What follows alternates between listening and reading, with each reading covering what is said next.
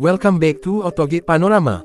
Bayangkan sebuah kereta yang bukan dicipta untuk menunjuk kekayaan, tetapi untuk melambangkan kuasa, ketenangan, dan martabat tertinggi. Inilah 2026 Toyota Century, sebuah sedan mewah yang tidak mengejar perhatian, namun secara senyap menguasai jalan dengan aura eksklusif yang luar biasa. Kereta ini bukan sekadar kenderaan, ia adalah simbol status tertinggi di Jepun dan kini tampil lebih moden, lebih senyap, dan lebih sofistikated berbanding sebelumnya. Reka bentuk luaran 2026 Toyota Century masih mengekalkan identiti klasiknya. Garisan badan yang lurus, lampu hadapan yang elegan, serta grill ikonik dengan logo burung phoenix melambangkan keagungan dan tradisi. Tiada rekaan agresif atau futuristik melampau, kerana Century dicipta untuk mereka yang berkuasa tanpa perlu menjeritkan kemewahan.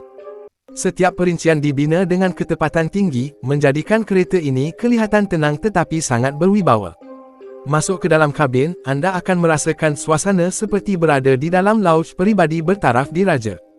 Bahan dalaman menggunakan fabrik premium Jepun atau kulit berkualiti tinggi yang dijahit dengan tangan.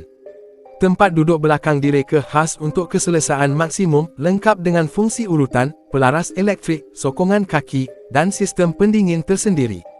Kesenyapan kabin berada pada tahap luar biasa, seolah-olah dunia luar terus hilang sebaik sahaja pintu ditutup.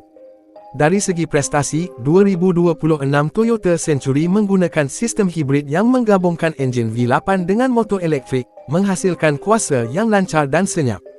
Ia bukan tentang pecutan agresif, tetapi tentang perjalanan yang halus tanpa sebarang gangguan. Setiap tekanan pedal terasa lembut, setiap selekoh dilalui dengan kestabilan penuh, dan setiap perjalanan terasa seperti terapung di atas jalan. Teknologi dalam Century juga tidak ketinggalan. Sistem infotainment canggih, paparan digital yang kemas, kawalan bunyi premium, serta ciri keselamatan terkini Toyota Safety Sense memastikan penumpang sentiasa dilindungi. Namun semua teknologi ini disampaikan secara sederhana, tanpa mengganggu suasana klasik dan eksklusif yang menjadi DNA Century. 2026 Toyota Century bukan untuk semua orang. Ia dicipta untuk individu yang memahami nilai ketenangan, tradisi, dan kemewahan sebenar. Sebuah kereta yang tidak perlu dibandingkan dengan yang lain, kerana ia berdiri di kelasnya sendiri. Jika kemewahan senyap adalah definisi kejayaan, maka Toyota Century adalah lambangnya.